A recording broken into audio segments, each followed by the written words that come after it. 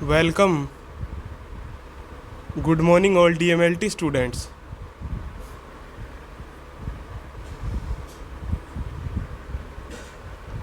तो clinical pathology के अंदर आज का लेक्चर आपका किसके ऊपर है? टुडेज लेक्चर ऑन G6PD यानी ग्लूकोज 6 फॉस्फेट डिहाइड्रोजनेज के ऊपर है, जो एक एंजाइम है। ठीक है, उसके ऊपर है जो आपने एनीमिया के अंदर पढ़ा था कि G6PD किस तरीके से क्या है आरबीसी के ऊपर इफेक्ट डालता है। तो एनीमिया की कंडीशन में क्या है, G6PD को एसेस करते हैं, डिटेक्ट करते हैं, उसको चेक करके देखते हैं उसकी नॉर्मल वैल्यू कि वो नॉर्मल रेंज में है या एबनॉर्मल रेंज में है।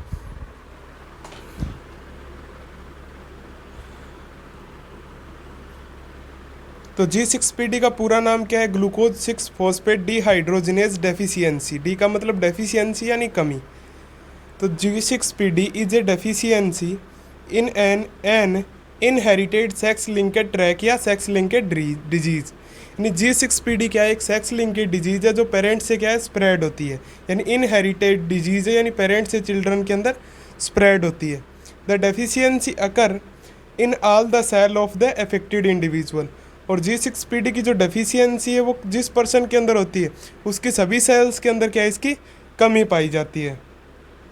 It is more severe in RBC. और ये रेड ब्लड सेल में क्या है ज़्यादा सीवियर होती है, क्योंकि रेड ब्लड सेल की जो स्ट्रक्चरल मेम्ब्रेन बनती है वो किसके ऊपर डिपेंड करती है? एनएडीपी के ऊपर। और एनएडीपीएस का फॉर्मेशन कौन करता है? G6PD। उसके फॉर्मेशन के अंदर इन्वॉल्वमेंट होती है G6PD की। Next, HMP shunt is the means of providing NADP in the erythrocyte.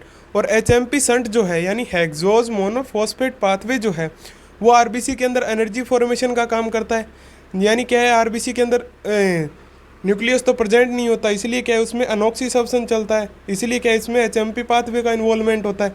और HMP क्या प्रोवाइड करवाता है एरिथ्रोसाइट को? NADP। और अगर G6PD की कमी होगी तो NADP का फॉर्मेशन नहीं होगा एरिथ्रोसाइट में, जिससे उसकी सेल मेम्ब्रेन क्या हो जाएगी? कमज़ोर हो जाएगी। The decrease activity of G6PD impair the synthesis of NADP। यानी जब G6PD की जो एक्टिविटी है उसका जो लेवल है वो कम हो जाता है, डिक्रीज हो जाता है, तो वो किसको इम्पेयर, किसके साथ इन्वॉल्वमेंट होता है? तो वो NADPH का जो सिंथेसाइज है उसका बनना है उसके ऊपर भी इफेक्ट डालता है रेड ब्लड सेल के अंदर। This result in the accumulation of methaemoglobin. और इसका रिजल्ट क्या पड़ता है कि आरबीसी के अंदर क्या एक्यूमुलेट हो जाता है, कि किसका जमाव हो जाता है? मैथियोमोग्लोबिन का एंड प्रोक्सीडेज का इन एरिथ्रोसाइट यानी आरबीसी के अंदर, लीडिंग टू हीमोलाइसिस। और मैथियोमोग्लोबिन और प्रोक्सीडेज के एक्यूमुलेशन से क्या हो जाता है? रेड ब्लड सेल का हीमोलाइसिस हो जाता है, यानी आरबीसी का ब्रेक डाउन हो जाता है। क्योंकि रेड ब्लड सेल के अंदर स्पेस तो पहले ही कम होता है, क्योंकि हीमोग्लोबिन पिगमेंट प्रेजेंट रहता है। और अगर हीमोग्लोबिन पिगमेंट के साथ साथ मैथियोमोग्लोबिन और प्रोक्सीडेज का भी जमाव हो जाए, एक्यूमुलेट हो जाए, तो आरबीसी क्या हो जाएगी? स्वेल हो जाएगी, फूल जाएगी। और उसकी जो सेल मेम्ब्रेन है वो क्या हो जाएगी? डैमेज हो जाएगी, ब्रस्ट हो जाएगी, जिससे क्या हो जाएगा? हीमोलाइसिस, यानी रेड ब्लड सेल्स की क्या हो जाएगी? कमी हो जाएगी। तो जब एनीमिया की कंडीशन होती है तो अपन क्या है G6PD को मेजर करके देखते हैं, यानी ये एक एंजाइम है। जिनेज जहाँ भी आए उसका मतलब क्या होता है? Enzyme.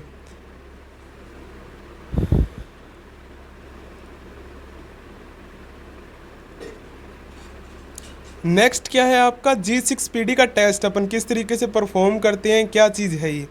A G6PD test measure level of G6PD enzyme और एंजाइम इन आवर बॉडी। यानी एक G6PD क्या होता है? ग्लूकोज 6 फॉस्फेट डिहाइड्रोजिनेज डेफिशिएंसी क्या है? तो ये क्या है? G6PD का एक टेस्ट है जो G6PD का लेवल मेजर करता है हमारी बॉडी के अंदर। G6PD है हेल्प्स आरबीसी फंक्शन नॉर्मली। और G6PD क्या है? आरबीसी की हेल्प करता है नॉर्मल फंक्शन करने में, वो उसकी एक्टिविटी करने में। It is also protected them from harmful product. और G6PD क्या है? रेड ब्लड सेल को हार्मफुल प्रोडक्ट से बचाता है। दैट कैन एक्यूमुलेट, जो क्या है कि एक्यूमुलेट हो जाते हैं, उसमें जम जाते हैं। और as the result of certain medicine, और कुछ मेडिसिन के कारण, कुछ टैबलेट्स के कारण भी क्या है कि रेड ब्लड सेल में क्या है इन प्रोडक्ट का क्या है एक्यूमुलेशन हो जाता है, मैथियोमोग्लोबिन का और किसका? प्रोक्सीडेज का। तो उनको एक्यूमुलेशन से बचाने का काम कौन करता है? G6PD। अगर उसका लेवल कम हो जाएगा तो क्या है? रेड ब्लड सेल का हीमोलाइसिस हो जाएगा। नेक्स्ट, G6PD टेस्ट में बी डन इन यानी G6PD का टेस्ट अपन कब परफॉर्म करते हैं, कब करते हैं? If the suspect have haemolytic anaemia, अगर सस्पेक्ट के अंदर यानी पेशेंट के अंदर आपको किसके साइन एंड सिम्टम दिखे? हिमोलाइटिक एनीमिया के। यानी क्या है, आरबीसी का और हीमोग्लोबिन का लेवल अगर किसी पेशेंट में कम हो गया है तो इसका मतलब क्या है, G6PD का टेस्ट करके देख सकते हैं। इसके सिम्टम क्या हैं? जैसे एनलार्ज स्प्लीन, स्प्लीन का ज़्यादा बड़ा हो जाना, क्योंकि रेड ब्लड सेल का ब्रेकडाउन होगा स्प्लीन का लेवल और नॉर्मल शेप से ज़्यादा बढ़ जाएगा। फटीक यानी क्या है, पेशेंट के अंदर थकान आना, क्योंकि अगर पेशेंट के अंदर ऑक्सीजन की कंप्लीट जितनी उसके लेवल को आवश्यकता है ह्यूमन को, पेशेंट को, अगर उसकी ऑक्सीजन की पूर्ति नहीं होती तो क्या आना शुरू हो जाता है? उसमें फटीक आना शुरू हो जाता है, क्योंकि ह्यूमन बॉडी प्रॉपर फंक्शन नहीं कर पाती फिर ऑक्सीजन की कमी के कारण। तो G6PD के एंजाइम लेवल को मीज़र करने के लिए हमारी बॉडी में उसको क्या बोलते हैं? G6PD का टेस्ट बोलते हैं। G6PD आरबीसी को नॉर्मल फंक्शन करने में हेल्प करता है, और G6PD क्या करता है? आरबीसी को हार्मफुल प्रोडक्ट से बचा के रखता है, उसके एक्यूमुलेशन से बचाता है, सब मेडिसिन्स। और G6PD का टेस्ट अपन कब डन करते हैं? यानी कुछ कंडीशंस के अंदर, कुछ साइन एंड सिम्टम्स के अंदर अपन डन करते हैं, जैसे एनलार्ज स्प्लीन के अंदर, फटीक के अंदर, थकान में।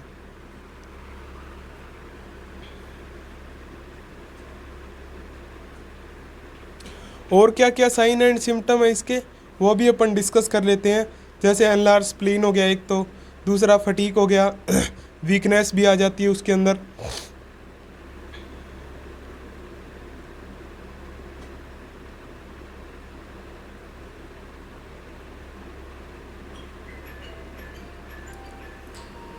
जैसे जॉन्डिस हो गया, यानी स्किन येलो कलर की हो जाती है। पीलिया यानी पेल स्किन, यानी पेल येलो कलर की। रैपिड हार्ट रेट क्या है? बढ़ जाती, क्योंकि ब्लड हार्ट जल्दी जल्दी पंप करता है ब्लड को ताकि ऑक्सीजन की पूर्ति हो उसके। रेड ब्राउन यूरिन, यूरिन का कलर कैसा हो जाता है? लाल रंग का या ब्राउन रंग का, क्योंकि आरबीसी का ब्रेकडाउन ज़्यादा हो रहा है, तो जो बिलिरुबिन है वो किस में एक्सक्रीट होगा? यूरिन में। नेक्स्ट है शॉर्टनेस ऑफ ब्रीथिंग, यानी ब्रीथिंग क्या है? जल्दी जल्दी होगी, यानी सांसें जल्दी जल्दी लेगा, तो उसकी रेस्पायरेशन की रेट बढ़ जाएगी ऐसी कंडीशन में।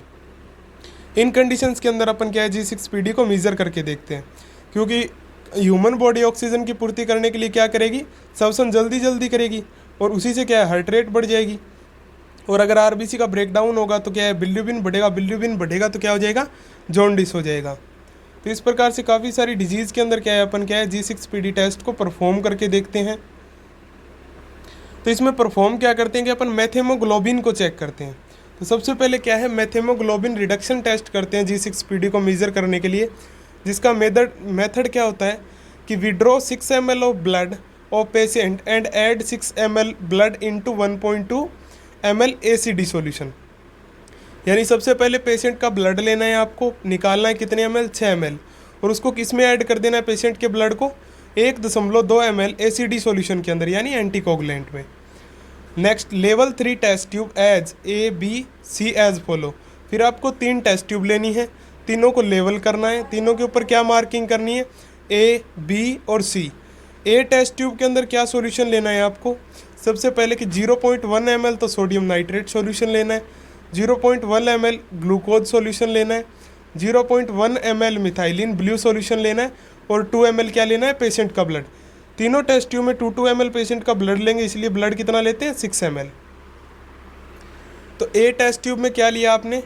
0.1 ml तो सोडियम नाइट्रेट सॉल्यूशन लिया, 0.1 ml ग्लूकोज सॉल्यूशन लिया, 0.1 ml मिथाइलिन ब्लू सॉल्यूशन लिया, और 2 ml क्या लिया? पेशेंट का ब्लड। और इन सभी सॉल्यूशंस को क्या कर दिया? मिक्स कर दिया अच्छे तरीके से। तो सबसे पहले पेशेंट का ब्लड विड्रॉ करना है 6 ml, उसको एसिडी सॉल्यूशन में मिक्स करना है, फिर 3 टेस्ट ट्यूब लेनी है, A, B, C, और फिर A में नीचे सॉल्यूशन लेना है, यानी सोडियम नाइट्रेट, ग्लूकोज सॉल्यूशन और मिथाइलिन ब्लू, 3 सॉल्यूशन, और पेशेंट का ब्लड लेके मिक्स कर देना है।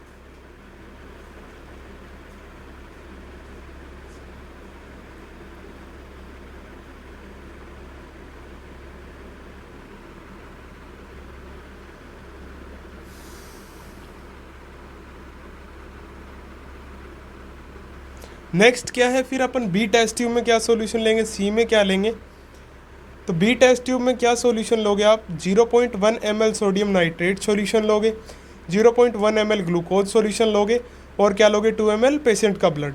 और सी टेस्ट ट्यूब में क्या लोगे, ओनली पेशेंट का ब्लड लोगे। कितने ml, 2 ml। तीनों टेस्ट ट्यूब में सॉल्यूशन फिल कर लिए अच्छे तरीके से। फिर क्या करना है, मिक्स वेल यानी तीनों टेस्ट ट्यूब को मिक्स करना है अच्छे तरीके से। एंड कीप द ट्यूब्स यानी तीनों ट्यूब्स को रख देना है कहाँ पे, इनक्यूबेटर पे एट 37 डिग्री सेल्सियस। कितने डिग्री सेल्सियस पे, 37 डिग्री सेल्सियस पे फॉर 3 आवर यानी 3 घंटे के लिए। Next, mix again and incubate for 1, 2 and 3 hour. फिर आपको अच्छे तरीके से मिक्स करना है 3 घंटे बाद। फिर क्या है, उनको 1 या 2 या 3 घंटे के लिए वापस क्या इनक्यूबेट कर देना है 37 डिग्री सेल्सियस के टेम्परेचर पे। उसके बाद में क्या करना है, दोबारा री इनक्यूबेशन करने के बाद टेक 3 टेस्ट ट्यूब यानी तीन टेस्ट ट्यूब और लेनी है आपको उनके अलावा। Each containing 10 ml of distil water, और प्रत्येक टेस्ट ट्यूब के अंदर क्या होना चाहिए, 10 ml डिस्टिल वाटर होना चाहिए। 1 added 0.1 ml of A test tube mixture. और जो सबसे पहली टेस्ट ट्यूब है यानी जिसमें डिस्टिल वाटर है, उसके अंदर 0.1 ml क्या लेना है कि ए टेस्ट ट्यूब का सॉल्यूशन मिक्सर लेना है। यानी जो आपने सॉल्यूशन मिक्सर बनाया था सोडियम नाइट्रेट, ग्लूकोज का, मिथाइलिन ब्लू का, पेशेंट का ब्लड मिला के इस टेस्ट ट्यूब में, उसको लेना है कितने ml, 0.1 ml first test tube के अंदर जिसमें क्या है 10 ml डिस्टिल वाटर है।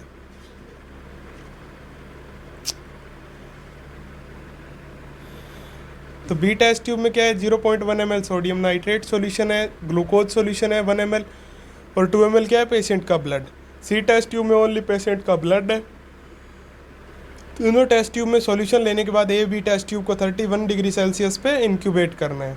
फिर 3 टेस्ट ट्यूब और लेनी है जिसमें क्या लेना है 10 ml डिस्टिल वाटर लेना है प्रत्येक टेस्ट ट्यूब में। Next, to second test tube add 0.1 ml mixture of B test tube. Second test tube आपने जो दूसरी टेस्ट ट्यूब ली है उसमें बी टेस्ट ट्यूब से आपको क्या लेना है 0.1 ml मिक्सचर लेना है टेस्ट ट्यूब के अंदर, यानी जिसमें डिस्टिल वाटर है उस टेस्ट ट्यूब में लेना है। और बी टेस्ट ट्यूब में क्या लिया था आपने, सोडियम नाइट्रेट लिया था और क्या लिया था ग्लूकोज सॉल्यूशन यानी, और 2 ml पेशेंट का ब्लड, दोनों मिक्स कर लेना है। और थर्ड टेस्ट ट्यूब के अंदर जिसमें डिस्टिल वाटर लिया था आपने उसके अंदर भी 0.1 ml क्या है सॉल्यूशन लेना है, किससे, सी टेस्ट ट्यूब से, यानी जिसके अंदर क्या है पेशेंट का blood. Next, wait for 10 minute यानी 10 मिनट के लिए आपको इंतज़ार करना है सॉल्यूशन मिक्स करने के बाद तीनों टेस्ट ट्यूब में। Test tube with distil water and mixture and from C test tube should be always red, यानी जिस टेस्ट ट्यूब के अंदर एक तो डिस्टिल वाटर है और एक सी टेस्ट ट्यूब का मिक्सचर है, यानी तीसरी टेस्ट ट्यूब जो सेकंड थर्ड टेस्ट ट्यूब थी आपने लास्ट में ली, उसके अंदर क्या होना चाहिए, उसका कलर कैसा होता है, ऑलवेज रेड, क्योंकि उसमें क्या है पेशेंट का ब्लड होता है only. Next, test tube with distil water and solution B should be always brown, और दूसरी टेस्ट ट्यूब जिसके अंदर डिस्टिल वाटर था और बी टेस्ट ट्यूब का सॉल्यूशन था, मिक्सचर था, उसका कलर कैसा होता है, ऑलवेज ब्राउन, यानी ब्राउन कलर का होता है। तो सी टेस्ट ट्यूब का कलर तो कैसा हो गया, रेड, और बी टेस्ट ट्यूब वाले सॉल्यूशन का कलर कैसा होगा, ब्राउन कलर होगा। तो टेस्ट का जो रिजल्ट है वो कौन सी टेस्ट ट्यूब पे निर्भर करता है, किस पे डिपेंड करता है, ए टेस्ट ट्यूब पे। अगर सी और बी टेस्ट ट्यूब का कलर रेड या ब्राउन नहीं आता, इसका मतलब क्या, आपका टेस्ट प्रॉपर वे में नहीं हुआ, यानी प्रॉपर जो मेथड था उसको आपने डन नहीं किया है, तो आपको रिपीट करना पड़ेगा पूरा प्रोसीजर। बी और सी क्या है, कंट्रोल टेस्ट ट्यूब है, यानी जो आपको टेस्ट ट्यूब का मेथड बताएंगे, प्रोसीजर बताएंगे टेस्ट का कि वो प्रॉपर वे में हुआ है या नहीं हुआ। नेक्स्ट देखिए इंटरप्रिटेशन, यानी ए टेस्ट ट्यूब का रिजल्ट कैसे मेजर करते हैं। तो test tube with distil water and a solution from A, यानी एक टेस्ट ट्यूब, पहली टेस्ट ट्यूब जिसमें क्या है डिस्टिल वाटर है और ए सॉल्यूशन है, यानी 0.1 ml ए सॉल्यूशन मिक्स किया था। If this is red there is no deficiency of G6PD, अगर उस टेस्ट ट्यूब का कलर रेड है तो वहाँ पे G6PD की कोई डेफिशिएंसी नहीं है। If brown like B fall expression of G6PD, और अगर टेस्ट ट्यूब का ए टेस्ट ट्यूब का कलर बी जैसा है, ब्राउन कलर का है, इसका मतलब क्या है, एक्सप्रेशन है G6PD का, यानी G6PD की क्या है, कमी है ह्यूमन बॉडी में, अगर ए टेस्ट ट्यूब का कलर ब्राउन है तब। नेक्स्ट, इफ़ बिटवीन रेड और brown low expression of G6PD, और अगर कलर क्या है ए टेस्ट ट्यूब का रेड और ब्राउन के बीच का है, बिटवीन है, यानी मध्य में है दोनों का, ना तो पूरा रेड है ना ब्राउन है, ये क्या एक्सप्रेस करता है, क्या शो करता है कि G6PD का क्या है, लेवल लो हो चुका है आपकी बॉडी में। यानी अगर ब्राउन कलर है तो कमी है, यानी एब्सेंट है वो, और अगर उसका कलर रेड या ब्राउन के बीच में है तो G6PD का लेवल क्या है, लो है, कम है।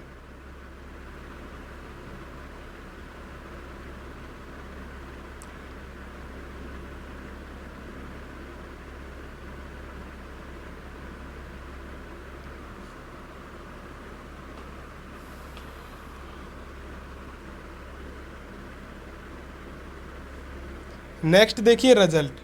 तो young cell have higher G6PD content than older cell, यानी यंग जो नई बनी हुई रेड ब्लड सेल होती है उनके अंदर क्या है, G6PD का लेवल क्या होता है, हाई होता है। किसके कंपैरिजन में, ओल्ड सेल के कंपैरिजन में। If the enzyme have effective activity, अगर एंजाइम के अंदर सक्रिय एक्टिविटी है, सक्रिय प्रतिक्रिया एक्टिवेट है वो किसके अंदर, ओल्डर सेल के अंदर। आर डिस्ट्रॉयड ड्यूरिंग, तो वो क्या है, डिस्ट्रॉय हो जाता है किस टाइम पे, mild to moderate haemolytic anaemia, यानी तब क्या है वो डैमेज हो जाती है मोर्डेंट हीमोलाइटिक एनीमिया की वजह से, अगर ओल्डर सेल में ज़्यादा एक्टिविटी होती है तो भी। तो इसीलिए क्या है, G6PD का नॉर्मल लेवल रहना चाहिए ह्यूमन बॉडी के अंदर। अगर उसका लेवल हाई या लो होता है, दोनों ही कंडीशन क्या है, एबनॉर्मल होती है ह्यूमन बॉडी के लिए, और दोनों ही कंडीशन में क्या हो जाता है, एनीमिया की कंडीशन हो जाती है ह्यूमन बॉडी के अंदर।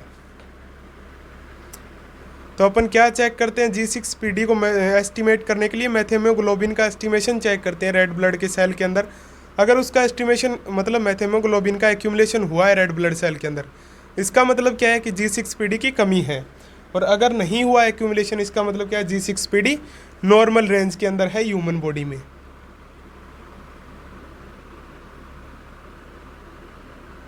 और अपन प्रोसीजर क्या करते हैं कि मेथेमोग्लोबिन को डिटेक्ट करने के लिए आरबीसी सेल को लाइज करके देखते हैं, उनका ब्रेक डाउन करके चेक करते हैं कि उसमें मेथेमोग्लोबिन है या नहीं है। तो नेक्स्ट लेक्चर आपका किसके ऊपर रहेगा, फीटल हीमोग्लोबिन के ऊपर रहेगा, यानी फीटस के अंदर कौन सा हीमोग्लोबिन प्रेजेंट होता है, वो कैसे फंक्शन करता है, क्या उसकी स्ट्रक्चर होती है। और फीटल हीमोग्लोबिन के बाद नेक्स्ट सेकंड लास्ट टॉपिक क्या होगा आपका, माइक्रोपिपेट, यानी एक इक्विपमेंट होता है लैब के अंदर जिसके ऊपर क्वेश्चन पूछा गया है कि माइक्रोपिपेट किस तरीके से फंक्शन करती है, क्या क्या चीज़ें उसमें होती हैं। और उसके बाद में एक टॉपिक और बचा है आपका लास्ट, बिल्कुल क्या, ब्लड इंडिसेस, जो अपन नेक्स्ट लास्ट के अंदर डिस्कस करेंगे क्लिनिकल पैथोलॉजी के अंदर। तो मोस्टली आपकी 95% तक क्लिनिकल पैथोलॉजी जो सब्जेक्ट है वो कंप्लीट हो चुकी है। बाकी के लेक्चर यानी foetal haemoglobin, micropipette next lecture में डिस्कस करेंगे। Thanks to all.